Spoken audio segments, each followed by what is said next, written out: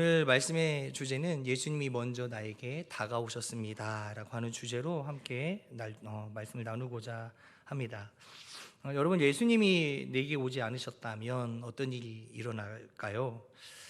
아마 성경 속에서 예수님이 나타나지 않고 이 땅에 오시지 않으셨다면 아마 병으로 고생하던 이들이 아마 병으로 생을 마감했을 거란 생각이 듭니다. 또 그리고 죽었던 자들도 마찬가지죠. 예수님께서 살리셨던 그들, 그러나 예수님께서 그 땅에 그곳에 오지 않으셨다면 아마 그들은 끝난 죽음으로 인하여서 인생이 끝난 대로 아마 끝을 맺었을 거란 생각이 듭니다. 또 눈앞이 보이지 않았던 자들도 예수님을 만나지 않았다면 아마 눈앞이 보이지 않은 채로 평생을 살아갔을 거라는 생각을 합니다. 이 밖에도 예수님께서 이 땅에 오셔서 우리에게 보여주셨던 수많은 사역들을 본다면 안진뱅이도 있었고요, 그죠? 그리고 귀신 들린 자들도 있었고 또 혈루병 앓는 자들도 있었고 상당히 많은 사역들을 예수님께서 그들에게 만나 주셔서 사역을 하셨던 것을 보게 됩니다. 이 이야기를 우리에게도 접목시킬 필요도 있을 거라는 생각이 듭니다.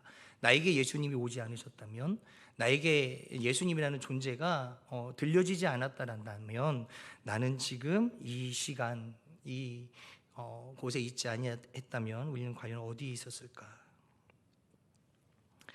아마 자신의 상황에 맞는 환경 가운데에서 지극히 세상이 바라보는 시각으로 지극히 평범하게 일상적인 삶을 아마 살아갔을 거라는 생각을 하게 됩니다.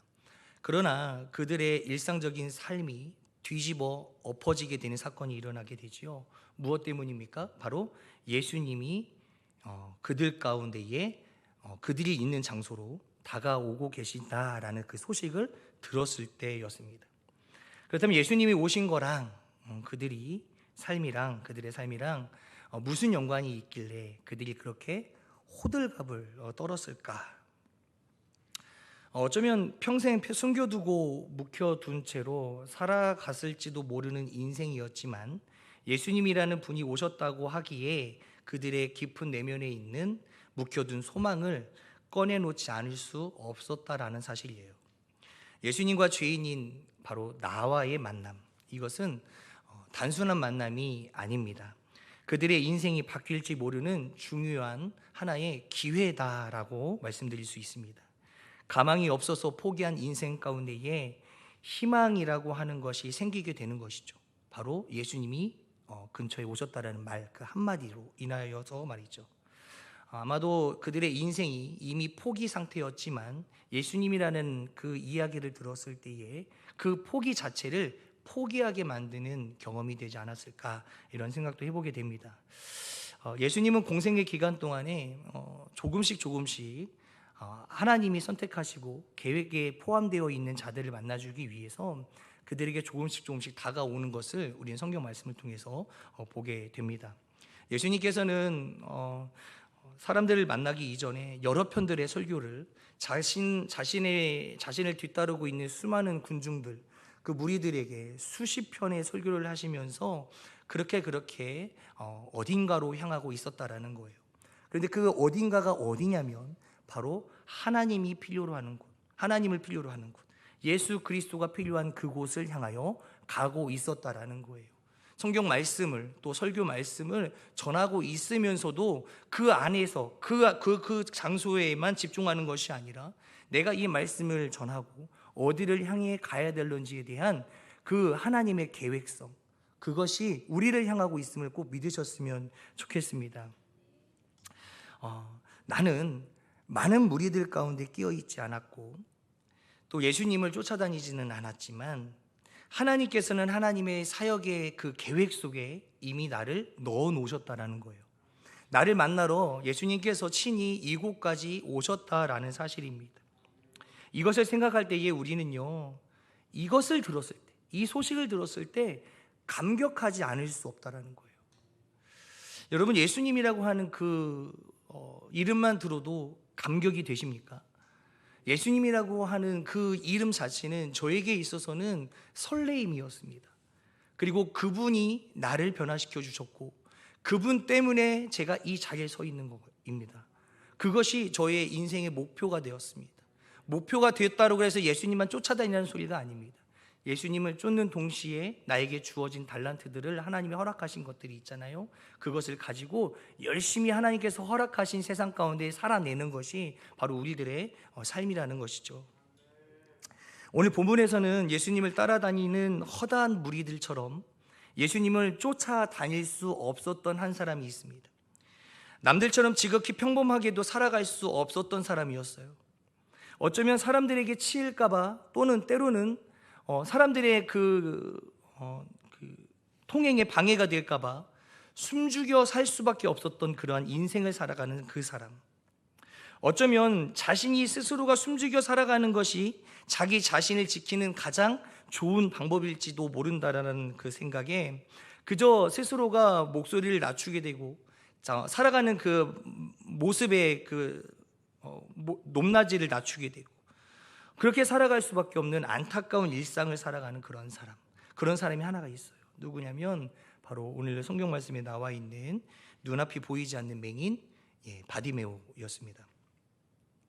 나사렛 예수님이 지나가신다는 소리가 어느 순간 들리게 되죠. 이 맹인은 처음으로 세상에서 자신의 목소리를 내어보게 되었습니다. 47절의 말씀에 보면 이런 말씀이 써 있습니다. 다윗의 자손 예수여 나를 불쌍히 여기소서. 그러자 수많은 사람들의 반응을 여러분들 기억하실 것입니다. 한두 사람의 반응이라고 한다면 그럴 수 있지만 많은 사람이 그를 향하여 꾸짖는 모습을 보게 됩니다. 그 꾸짖음 속에는 함축되어 있는 여러 가지 표현들이 있다라는 것이지요. 예를 들어 이 맹인 바디메오가 예수님을 나를 불쌍히 여기소서 외쳤는데 그 소리를 듣고 사람들이 꾸짖었다라는 것에 어디서 선한 것이 이렇게 나대고 있냐, 또는 너 같은 더러운 것이 어디 예수님의 이름을 불러, 또는 허이 저리 가라, 너 냄새나 저리 가, 또는 너 같은 것을 만나기 위해 이분이 이곳에 오신 것이 아니야, 그리고 좀 꺼져줄래, 심하게 말한다면 좀 꺼져주지 않겠니? 정말 많은 이들이 이런 종류의 말들로 아마 이 바디메오를 향하여서 꾸짖었을 거라는 것이죠. 좀 조용히 해라라는 거죠.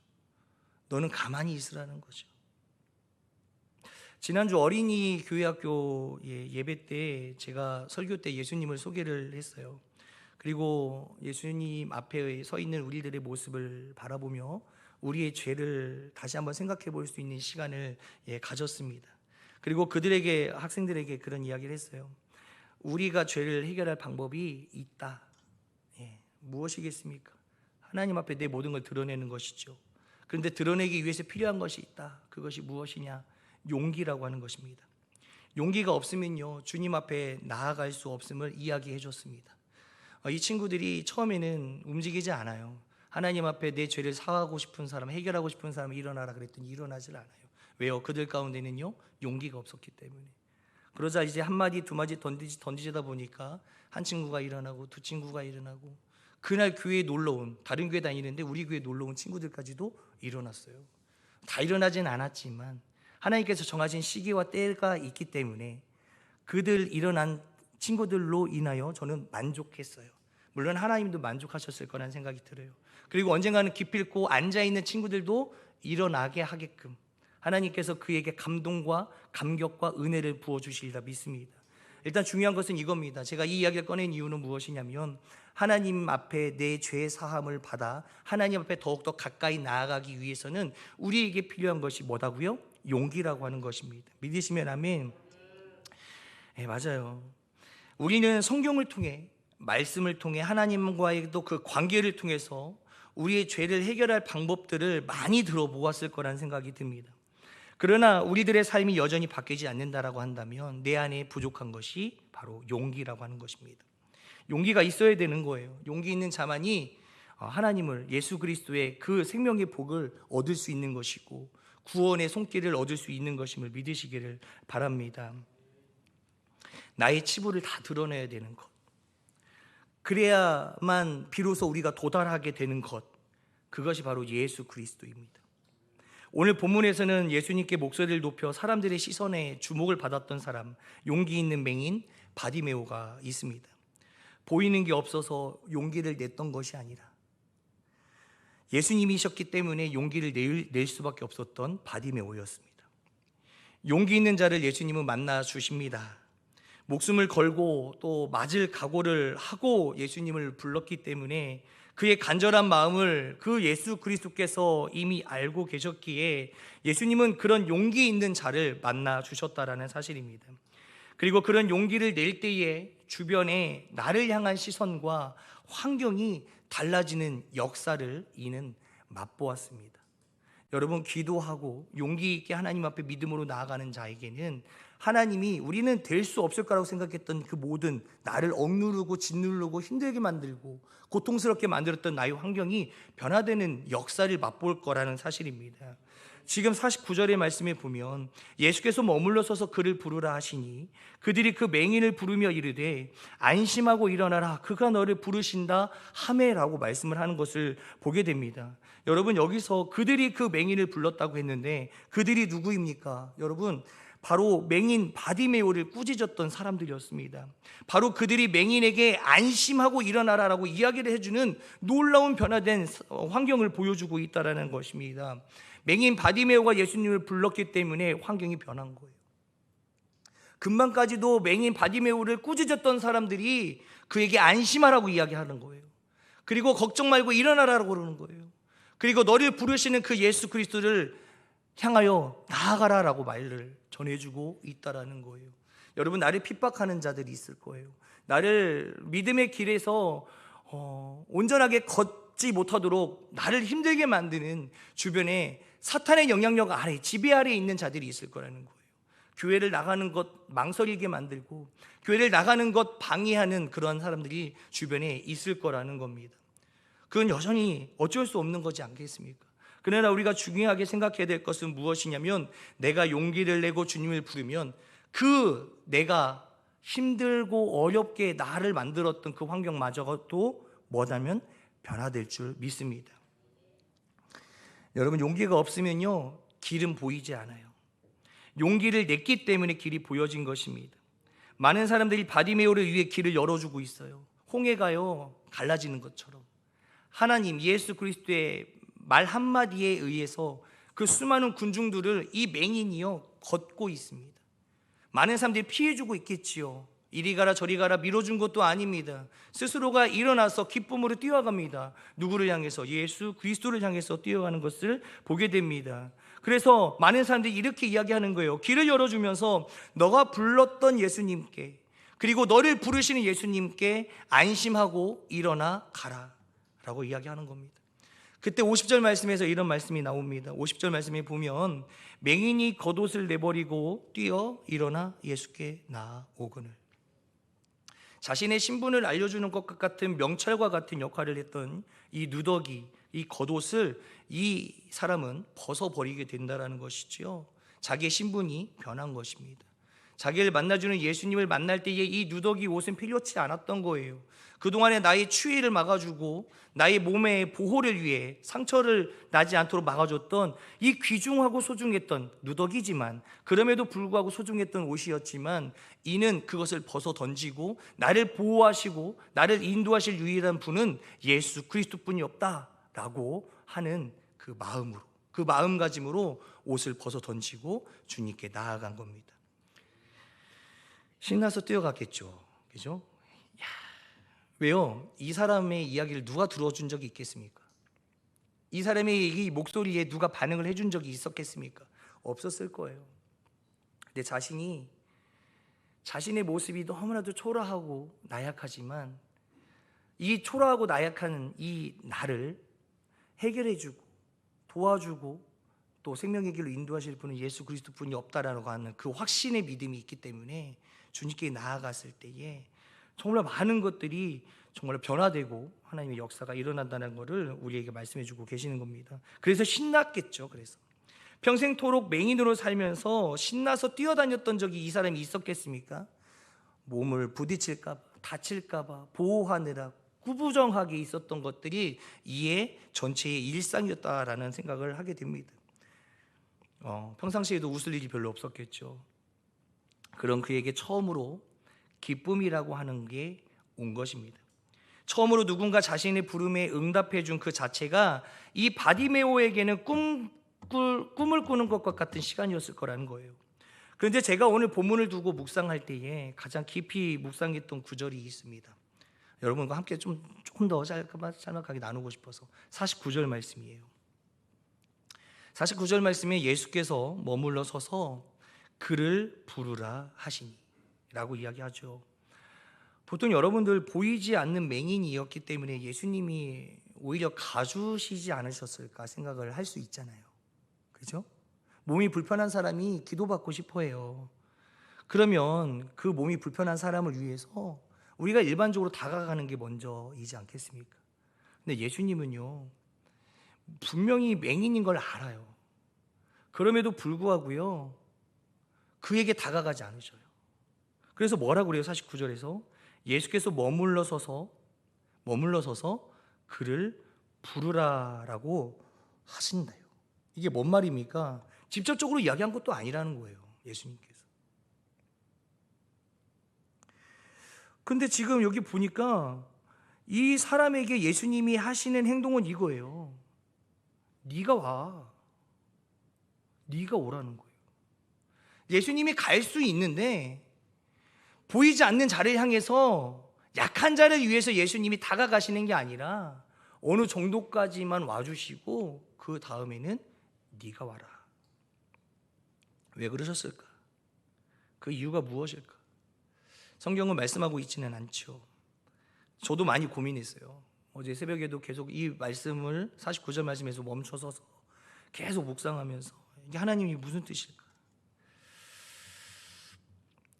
이 전까지는요, 예수님과 이 바디메오의 개인적인 1:1 대화는 시도가 되지도 않았어요. 실제로 예수님과 바디메오의 첫 대화는요, 예수님께 바디메오가 나왔을 때 이루어지게 됩니다. 그죠? 그때 예수님이 비로소 처음으로 말을 건네는 거예요. 네가 바디메오니? 그래. 내가 무엇을 너에게 해주기를 원하냐? 이걸 물어보시는 거죠. 근데 그 전까지는 스스로가 알아서 오도록 기회를 주신 거라는 거예요. 여러분, 예수님이 우리 곁에 와주신 건 확실히 맞습니다. 근데 모든 것에 있어서 다 떠먹여 주지는 않으신다라는 거예요. 왜요? 이 험난한 세상을 살아갈 때에 다 떠먹여 주신다면 우리가 어찌 하나님을 더욱더 섬길 수 있겠습니까? 아니죠. 예수님이라는 분은 그거를 아셨어요. 인간의 나약성을 아셔요. 다 떠먹여주면 또 바라고 또 바랄 것이라는 것을 알고 있기 때문에 내가 어느 정도 네 곁에 왔으니 이젠 너의 선택에 달려있다. 네가 내게 와야 된다 라고 말씀하시는 것이 아닐까, 이런 생각을 하게 되었습니다. 51절의 말씀에 예수께서 말씀하여 이르시되 내게 무엇을 하여 주기를 원하느냐. 이쯤 되면 예수님이 소원을 안 들어주셔도 되지 않을까 라는 생각도 해요. 왜요? 이미 이 맹인 바디메오는 너무나도 감격스러운 상태였거든요. 하나님이 자기가 하나님을 예수 그리스도를 불렀을 때 반응해 주시고, 그리고 나를 불러주시고 나를 주 앞에 세워주셨어요. 그것만으로도 감격과 막 은혜가 될 것 같아요. 그런데 예수님은 거기서 머무르시지 않으시고 나에게 다가온 그에게, 나를 불러준 그에게, 나를 향하여서 나올 수 있도록 스스로가 용기를 낸 그에게 예수님께서는요, 지금부터 무엇을 주시냐면 선물을 준비하고 줄 준비를 하고 계신다라는 거예요. 네가 원하는 게 무엇이야?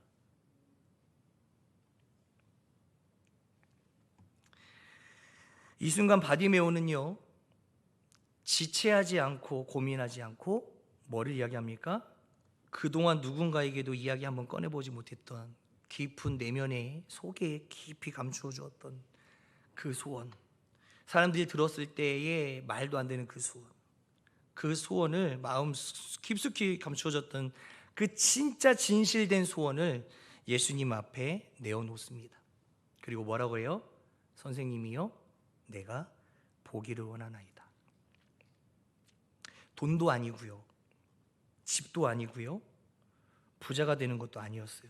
그렇다고 자기를 핍박하고 꾸짖었던 사람들을 향하여서 그들에게 복수의 칼을 겨누는 것도 아니었어요. 자신의 신체의 가장 부족한 부분을 주님께 소망으로 꺼내어 놓았습니다. 선생님이여, 보기를 원하나이다. 참 겸손한 것 같아요. 미래를 생각한다면 내 욕심을 부려도 좋을 것 같은데, 이 바디메오는 미래를 준비하는 것이 아니라 현실에서 지금 내게 가장 필요한 것을 주님께 요구하고 있다는 사실입니다. 그리고 그의 이 믿음이요, 예수님의 마음을 움직이게 합니다. 가장 현실적이고 올바른 소원은 내 욕심을 채우기 위한, 그래서 내 개인의 소원이 아니라 내 미래에 대한 두려운 마음으로 준비하고 쌓아놓으려고만 하는 그런 소원의 모습이 아니라 하나님을 향한 내 믿음을 지킬 만한 소원이 가장 현실적이고 올바른 소원이 아닐까라는 생각을 해보게 되었습니다. 예수님이 나에게 오시지 않았다면 우리는 그냥 그저 그렇게 힘들면 힘든 대로, 슬프면 슬픈 대로 살겠지만, 예수님이 나에게 오셨기에 나의 삶이 고여있지 않고 흘러가게 해주신다라는 사실이에요. 우리를 썩지 않게 해주셨다라는 사실입니다. 예수님을 통하여서 우리는 썩지 않는 자가 되었다라는 거예요. 나에게 다가오신 예수님은 오늘도 나의 믿음을 보시기 위해서 나에게 다가오시는 분이심을 믿으시기를 바랍니다. 그리고 그 믿음으로 자신을 따라오기를 하나님도 아주 간절히 원하고 계신다는 사실이에요. 결국은 나의 주를 향한 믿음과 사랑이 주님을 따라가게 만들어 주신다라는 거예요. 우리도 맹인 바디메오와 같이 나의 치부까지도 주님께 다 보여드리고 그분 앞에 나의 진실된 마음으로 기도하며 나아갈 때에 우리의 신앙과 믿음이 지켜지는 놀라운 은혜가 있게 될 거라는 사실을 믿으시기를 간절히 바랍니다. 우리도 맹인 바디메오와 같이 나의 치부까지도 다 주님께 보여드렸으면 좋겠어요. 이 모든 것은 나의 구함, 그러니까 이 바디메오의 구함, 그 기도가 너무나도 멋진 기도였기 때문에 들어주신 것이 아니라 예수님이 먼저 나에게 다가오셨기에 가능했던 일이었음을 기억하셨으면 좋겠습니다. 주님 앞에 충성된 종으로 그렇게 믿음으로 바디메오처럼 일어나 달려가는 우리 모든 성도님들 다 되었으면 좋겠습니다. 이 바디메오에 관련된 이야기가 우리의 삶에 잘 적용되었으면 좋겠습니다. 오늘 말씀이 너무 짧죠? 끝났어요. 여러분들 바디메오의 삶이, 이 고백이요, 단순한 고백과 단순한 삶을 살았던 사람이 분명히 아니었음을 기억하셨으면 좋겠습니다. 우리도 힘들 때 많죠. 고통과 고난 속에 있을 때 많죠. 지금도 허우적거리면서 어떤 방향으로 내가 틀어야 될지 고민하고 계시는 분들 분명히 저를 포함해서 다 있으시리라 믿습니다. 우리는 사람인지라 인간의 나약함을 가지고 소유하고 있는 자이기 때문에 어쩔 수 없는, 이것은 반복되는 일상이라는 거예요. 그러나 그 어쩔 수 없이 반복되는 이 일상을 가지고 주께서는 우리를 향하여 긍휼한 마음으로 바라보고 계신다는 사실, 그리고 여전히 지금도 이 순간 이 시간에도 나에게 한 발짝씩 다가오고 계시는 그 예수님의 따뜻한 사랑을 우리가 꼭 마음속에 새겼으면 좋겠습니다.